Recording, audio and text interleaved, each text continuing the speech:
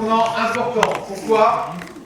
Vous l'avez compris, Athènes est la cité la plus puissante du monde grec et sa ligue de Délos lui permet d'acquérir et de garder une puissance absolument colossale. Cependant, les mécontentements se multiplient face à l'impérialisme athénien. Mécontentement liés notamment à la répression de révoltes comme à Tassos, ou bien aux dépenses somptuaires, comme au Parthénon. Au passage, vous avez voté la construction du Parthénon, ça va coûter une fortune. Et là, il y a un problème, c'est à Mégare. Vous avez fait un tour ou pas? Tu l'as fait? Donc, Sparte, qui n'a jamais adhéré à la Ligue de Délos, commence à constituer sa propre ligue.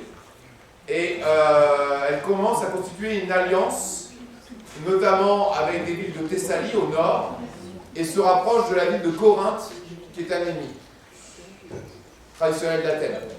Corinthe, Sparte, la Thessalie, et là, il y a une affaire avec Mégare, Mégare qui est une cité voisine au nord d'Athènes.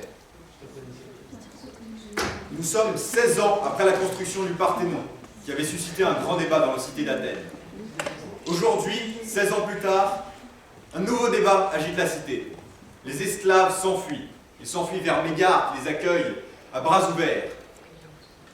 Suite à nos menaces envers Mégare, elle réclame la défense de Sparte. Que faut-il faire? Aller les rechercher ou abandonner? Je laisse la parole à Tillus. Nos esclaves se sont enfuis. Il faut aller les récupérer. Si à cause de ce conflit ou nos différends avec Sparte, une guerre éclate, nous les détruirons avec notre puissance militaire. Ils sont beaucoup trop importants pour les laisser fuir. Ils font tourner l'économie. Qui s'occupera des tâches quand le maître est parti, comme s'occuper des marchés ou tailler des pierres? Qui s'occupera des tâches ingrates? De plus, si nous allons les récupérer, ils pourront nous aider à combattre Mégare, car ils ne se laisseront pas faire. Avec cette alliance, ils reviendront plus facilement avec nous.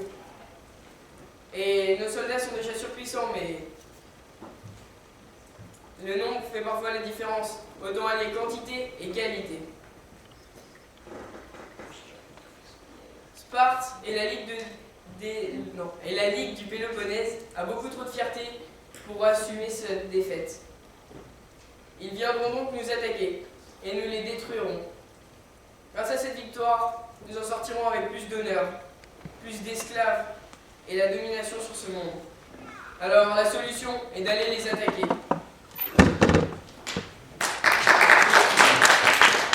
Récupération d'esclaves et on leur pète la tronche.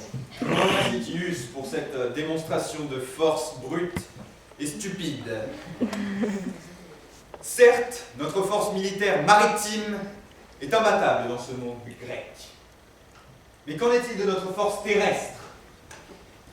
Elle qui est si désavantagée comparée à notre bateau. Contre Sparte et Mégare et toutes ses alliances, nos esclaves et nos soldats se feront écraser sans aucun répit. Peut-être faut-il revoir nos obligations envers ces esclaves. Ils nous aident, ils nous font tourner cette ville. Mais nous n'avons rien fait pour eux. Que faut-il faire? Il faut les aider, il faut revoir nos lois. Et pourquoi perdre des soldats quand nous ne sommes même pas sûrs de récupérer des esclaves? Nous perdrons des soldats que pour rien. Et pourquoi ne pas faire travailler nos femmes? Elles attendent cela, elles ne font rien de la journée. Elles attendent chez nous, elles nous font à manger le soir, le matin, pendant que nous partons discuter, nous battre. Nous travaillons et elles attendent. Il faut les faire travailler.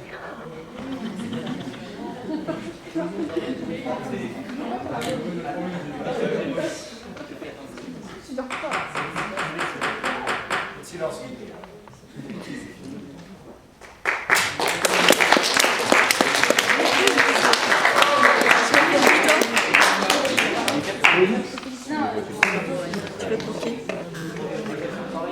Mise au vote.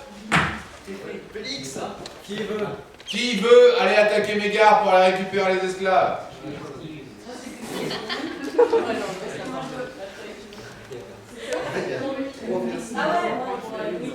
Qui veut aller attaquer Mégare pour récupérer les esclaves?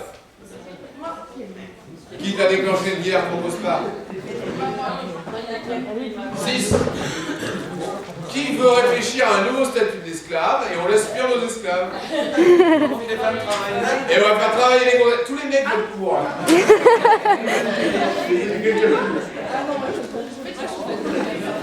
Alors, que s'est-il passé dans la réalité? Athènes a été attaquée Mégare. Donc, Athènes a déclenché une guerre contre Mégare. Et cette attaque d'Athènes contre Mégare a eu une conséquence très importante, à savoir que s'est enclenché un conflit entre la Ligue du Péloponnèse avec Sparte à sa tête, et de l'autre côté la Ligue de Délos et Athènes à sa tête. C'est une guerre qu'on a appelée la guerre du Péloponnèse, qui commence en moins 430 et qui va durer pendant 26 ans.